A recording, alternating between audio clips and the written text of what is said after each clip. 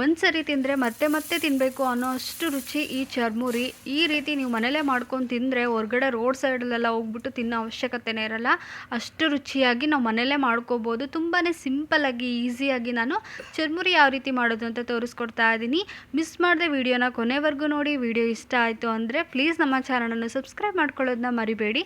ಬನ್ನಿ ಚರ್ಮುರಿ ಯಾವ ರೀತಿ ಮಾಡೋದು ಅಂತ ನೋಡೋಣ. ನೋಡಿ, ನಾನಿಲ್ಲಿ ಮಂಡಕ್ಕಿ ತೊಗೊಂಡಿದ್ದೀನಿ. ಇದನ್ನು ನಮ್ಮ ಕಡೆ ರಾಯದುರ್ಗದ ಮಂಡಕ್ಕಿ ಅಂತ ಕರಿತೀವಿ, ಗಟ್ಟಿ ಮಂಡಕ್ಕಿ ಅಂತ ಕರಿತೀವಿ. ನಾನಿಲ್ಲಿ ಒಗ್ಗರಣೆ ಹಾಕೋಕ್ಕೋಸ್ಕರ ಒಂದು ಪ್ಯಾನಿಗೆ ಒಂದು 2 ಟೇಬಲ್ ಸ್ಪೂನ್ ಆಗೋಷ್ಟು ಎಣ್ಣೆ ಹಾಕ್ಕೊಂಡಿದ್ದೀನಿ. ಒಂದು 1/4 ಟೀ ಸ್ಪೂನ್ ಆಗೋಷ್ಟು ಸಾಸಿವೆ ಹಾಕ್ಕೊಂಡಿದ್ದೀನಿ. ಒಂದು 4 ಟೇಬಲ್ ಸ್ಪೂನ್ ಆಗೋಷ್ಟು ಕಡಲೆ ಬೀಜ ಹಾಕ್ಕೊಂಡಿದ್ದೀನಿ. ಕಡಲೆ ಬೀಜ ನೋಡಿ ಫುಲ್ ಕ್ರಿಸ್ಪ್ ಆಗೋವರೆಗೂ ಚೆನ್ನಾಗಿ ಹುರ್ಕೋಬೇಕಾಗುತ್ತೆ. ನಾನು ಮೀಡಿಯಮ್ ಫ್ಲೇಮ್ನಲ್ಲಿ 1 ನಿಮಿಷ ಹುರ್ಕೊಳ್ತಾ ಇದ್ದೀನಿ. ಈಗ ಲಾಸ್ಟಿಗೆ ನಾನಿಲ್ಲಿ ಕರಿಬೇವು ಹಾಗೆ ಚಿಕ್ಕದಾಗಿ ಕಟ್ ಮಾಡ್ಕೊಂಡಿರುವಂತಹ ಈರುಳ್ಳಿ ಸೇರಿಸ್ಕೊಳ್ತಾ ಇದ್ದೀನಿ. ಒಂದು 2 ಈರುಳ್ಳಿ ಸೇರಿಸಿದ್ದೀನಿ. ನೋಡಿ, ಈರುಳ್ಳಿ ಎಲ್ಲ ಹಸಿ ವಾಸನೆ ಹೋಗಬೇಕು, ಸಾಫ್ಟ್ ಆಗಬೇಕು, ಅಲ್ಲಿವರೆಗೂ ಫ್ರೈ ಮಾಡ್ಕೋಬೇಕು.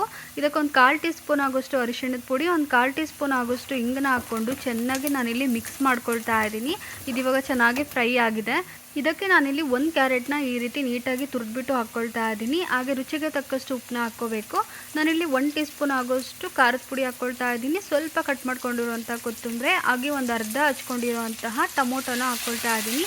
ಇವಾಗ ಜಾಸ್ತಿ ಬಿಸಿ ಮಾಡಬೇಕು ಅಂತ ಏನೂ ಇಲ್ಲ. 1 ನಿಮಿಷ ಫ್ರೈ ಮಾಡ್ಕೊಳ್ತಾ ಇದ್ದೀನಿ. ನಾನಿವಾಗ ಸ್ಟವ್ನ ಆಫ್ ಮಾಡ್ಕೊಳ್ತಾ ಇದ್ದೀನಿ. ನೋಡಿ, ಇವಾಗ ಒಂದು ಪಕ್ಕಕ್ಕೆ ಇಟ್ಕೊಂಡಿದ್ದೀನಿ ಇದನ್ನು. ಇವಾಗ ಇದಕ್ಕೆ ನಾನು ಮಂಡಕ್ಕಿನ ಹಾಕ್ಕೊಳ್ತಾ ಇದ್ದೀನಿ. ಒಂದು 2 ಕಪ್ ಆಗೋಷ್ಟು ಮಂಡಕ್ಕಿ ತೊಗೊಂಡಿದ್ದೀನಿ.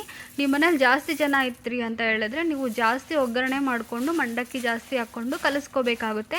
ಇದನ್ನು ಮಂಡಕ್ಕಿ ಕಲಸಿದ ತಕ್ಷಣ ತಿನ್ನಬೇಕಾಗುತ್ತೆ, ಇಲ್ಲಾಂದರೆ ಮೆತ್ತಗಾಗ್ಬಿಡುತ್ತೆ. ಬಟ್ ಇನ್ಸ್ಟೆಂಟಾಗಿ ತುಂಬ ರುಚಿಯಾಗಿರುವಂತಹ ಚುರ್ಮುರಿನ ಮನೆಯಲ್ಲೇ ಮಾಡ್ಕೋಬೋದು. ಈ ರೀತಿ ಮಾಡೋದ್ರಿಂದ ಮನೆಯವರೆಲ್ಲ ತಿನ್ಬೋದು.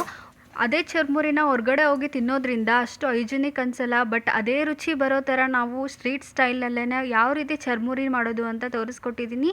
ಈ ವಿಡಿಯೋ ನಿಮಗೆ ಇಷ್ಟ ಆಗಿದೆ ಅಂದ್ಕೊಳ್ತೀನಿ. ಒಂದು ಸರಿ ಟ್ರೈ ಮಾಡಿ, ಅದೇ ಟೇಸ್ಟ್ ಬರುತ್ತೆ. ತುಂಬ ಸಿಂಪಲ್ಲಾಗಿ ಇನ್ಸ್ಟೆಂಟಾಗಿ ನಾವು ಚುರ್ಮುರಿ ಮನೆಯಲ್ಲೇ ಮಾಡ್ಕೋಬೋದು. ಈ ವಿಡಿಯೋ ಇಷ್ಟ ಆದರೆ ಪ್ಲೀಸ್ ವಿಡಿಯೋನ ಲೈಕ್ ಮಾಡಿ, ಶೇರ್ ಮಾಡಿ, ಹಾಗೆ ಹೇಗೆ ಬಂತು ಅಂತ ನನಗೆ ಕಮೆಂಟ್ ಮಾಡೋದನ್ನ ಮರಿಬೇಡಿ.